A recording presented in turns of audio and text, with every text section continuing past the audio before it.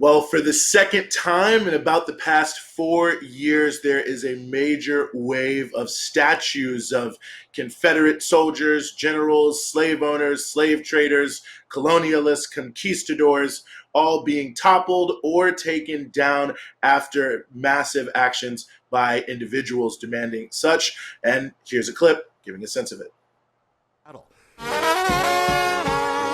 At the same time, around the country, protesters aren't waiting for cities and counties and are pulling down monuments to Confederate history, setting statues on fire and dragging others out of parks and public squares. The statue of Jefferson Davis was pulled down in Richmond, and in Miami, protesters went after a statue of Christopher Columbus, but were stopped by... In Boston, protesters beheaded the Christopher Columbus statue. In Virginia, they threw it in the water. These images caught the attention of Native American groups in Minnesota who have petitioned for years to take down a 1930s-era Columbus statue here. I spoke with one of my elders this morning, and he said, you can't do it that way. It can't be passive anymore. You have to go down there. You got to take it down. Mike Forsha of the American Indian Movement Twin Cities claims he bought a rope and let others do the heavy lifting.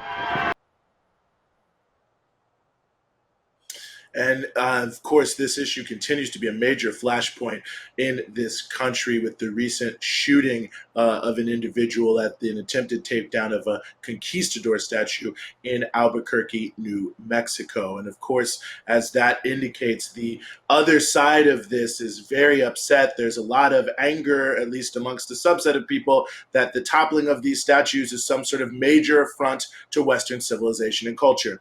Here's an example. Any incidences of police brutality.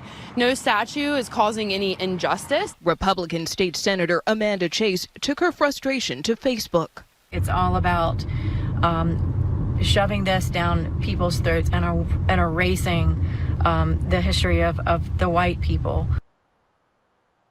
Erasing the history of the white people. That's a state senator. That's an elected official. Now, I think a lot of people who see this statue issue may think, well, what is really the big deal here? And maybe even on both sides. Why does anyone really care that much? I mean, what are these statues? Does anyone care? Who are these people? I think many feel that they're distantly connected to something, maybe historical. There's a tenuous knowledge that it may be terrible. But at the end of the day, isn't it just a statue? Isn't it just a symbol? Just what's the big deal at the end of the day on either side? Why is this causing such a major flashpoint? Well, as it concerns the issue of Confederate statues in particular, I'd like to consider myself something of an expert. Confederate symbolism in general. I'm a native of the state of Virginia, which has to be the Confederate statue capital of the world. I mean, and it really permeates almost everything. I was in the Stonewall Jackson Council of the Boy Scouts as a young man. All across the South, not just Virginia, there are majority non-white schools named after Confederate generals. I mean, that politicians too. I mean, that's really stunning if you think about it, to be going to a school, the majority of you in the school as students, where the person that it is named after considered you to be a subhuman individual. I mean, that really gives you a sense of what's going on here. And I think that's an important factor about these statues, about understanding the nature of why these symbols mean so much. There's a graph that I think is very interesting that everyone should see that speaks about when these statues were erected. Now, what you notice here by this graph is you can see that there's one big spike and one relatively small spike, but two major spikes, as you can see. And the first one, the largest one, is right around the turn of the century, right around 1900, shortly thereafter, leading up to 1920. Now, of course, right around the turn of the century of 1900, what was happening?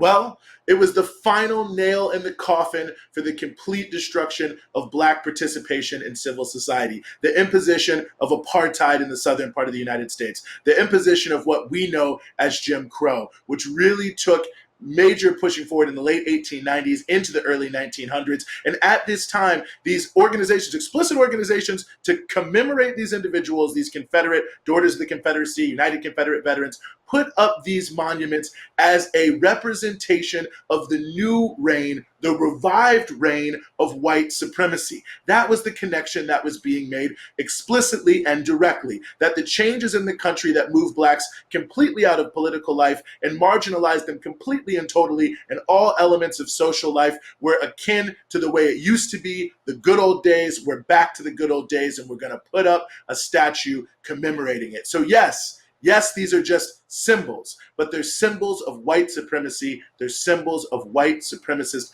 government in this country. And of course, the second wave you see there, the last ditch effort of the Jim Crow system to defend itself in the 1950s and the 1960s. And they put up some more of these statues and at least some effort, I guess, of trying to mark their attempts to stand strong and push this forward. So yes, it's a symbol, but it's a symbol of something that is deeply, deeply pernicious. And that, in many ways, is what the whole defense of the statues are about. Because when you put up a statue, you're not just commemorating something, you're saying that it was good, that it was righteous, that whatever this person that this statue is about did something that is at least worth us emulating or remembering or continue to hold in our hearts in some way. And that sort of non-neutral history, I think, is important, because one of the main defenses about these statues as well, we have to keep them up to commemorate our history. Yes, commemorate our history. If only there was a place, a building perhaps, with staff and exhibits that could explain everything that went on in the context of things that happened in the past. If only that existed. Oh, it does. It's called a museum. There are also, of course, books. So clearly, the issue of the statue is not about history. Statue is about veneration as much as it is about commemoration. And the people who want to defend these statues are really in a place where they don't want to recognize the reality of what the statues represent, because it speaks very heavily to the defense of the country they claim to love. Just to give you an example of this form of argument, here's the White House Press Secretary Kayleigh McEnany. As I noted yesterday, where do you draw the lines? Are we to remove from history George Washington? Are we to remove Thomas Jefferson? Are we to remove FDR? Where do we draw the lines? That's where the president stands. Where do we draw the line? What about Washington? What about Jefferson? You hear that every time these come down, sort of like, well, okay, the Confederates, but what about Washington? What about Jefferson? Why she included FDR, I'm not 100% sure, but okay.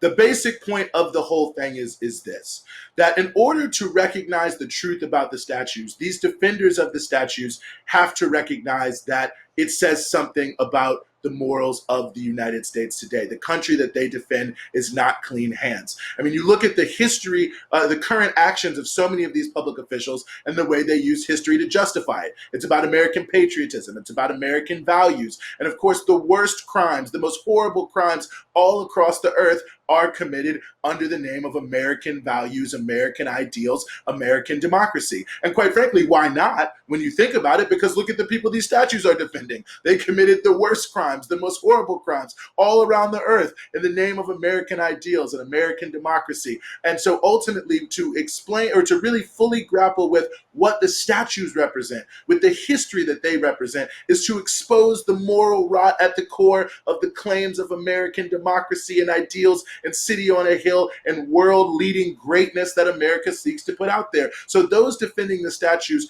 are indeed afraid of what this brings out. The statues, yes, they are symbolic, but they're symbolic of the moral bankruptcy of the current system that these defenders are representing, of white supremacy, of bigotry, of inequality. I mean, that's what so many of this country, what this country is rooted in, certainly what these statues are rooted in. And it's ultimately what this whole struggle is all about. It's about a struggle for democracy. It's about a representation of the country that doesn't deny the humanity of all the people here. For anyone to have to live under a regime where the moral veneration of the people who are up on these pedestals is to deny the humanity, the existence, certainly the political participation of you as an individual and yourself as a community, if you're especially a Black person in this country, is a complete and total insult, a total affront. And how can you possibly say you have a democracy where all people are created equal if there can't be a move to remove these sorts of statues which represent